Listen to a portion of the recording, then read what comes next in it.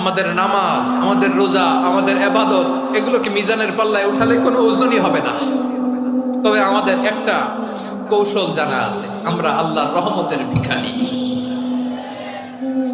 আমরা সেদিন আগেই গুনার স্বীকৃতি দিয়ে দেব। আমরা বলবো, আল্লাহ তুমি প্রশ্ন করার আগে তোমার একটা কথা বলি, আমারে কিছু জিজ্ঞেস করো না, আমি সব করেছি। এমন কোন পাপ নাই যে পাপ আমারে দিয়ে হয় নাই।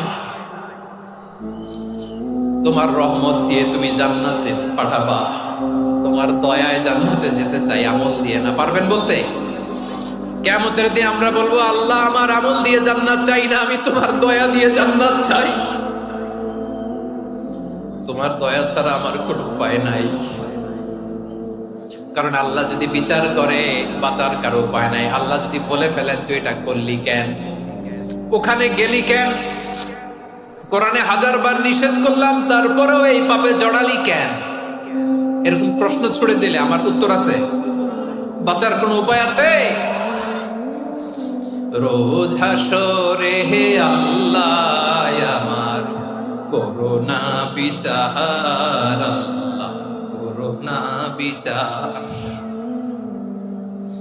বিচার চাহি না তব দয়া চাই, এ গুনাহগার করোনা বিচার। আপনার আমল দিয়ে জান্নাতে যাবেন? কি দিয়ে যাবেন? আল্লাহর দয়া দিয়ে। আল্লাহর রহম আর দয়া ছাড়া কেউ জান্নাতের চেহারাও দেখতে পাবে না। আমার প্রিয় ভাইরা, এই দোয়া আল্লাহর কাছে পছন্দনীয় হওয়ার কারণ তিনটা। দোয়ার প্রথম অংশে আছে তাওহীদ, আল্লাহর একত্ববাদের ঘোষণা। এই দোয়ার দ্বিতীয় অংশ আছে তাসবিহ, আল্লাহর প্রশংসা সূচক বাণী। এই দোয়ার 3 নাম্বার অংশ পাপের স্বীকৃতি। তাহলে আমরা সবাই গুনাহগার। আমরা আল্লাহর কাছে পাপের স্বীকৃতি দিয়ে বলবো, ও আল্লাহ ইন্নী কুনতু মিনাজ জালিমিন, আমরা জুলুম করেছি, পাপ করেছি, অন্যায় করেছি, আল্লাহ বুঝতে পারি নাই। শয়তানের ওয়াসওয়াসায় পড়ে, বন্ধুর পাল্লায় পড়ে, নফসের খায়েশ মিটাতে যে আল্লাহ করে ফেলেছি। তুমি গুনাহ না মাফ না করলে আমাদের গুনাহ মাফ করার দ্বিতীয় কেউ নাই। ঠিক কিনা বলেন? এভাবে অনুতপ্ত হয়ে যদি আল্লাহর কাছে দোয়া করেন, দেয়ালে পিঠ থেকে গেছে, কোন রাস্তা নাই বের হওয়ার, ওই মুহূর্তেও আপনাকে বিপদ থেকে উদ্ধার করবে কে?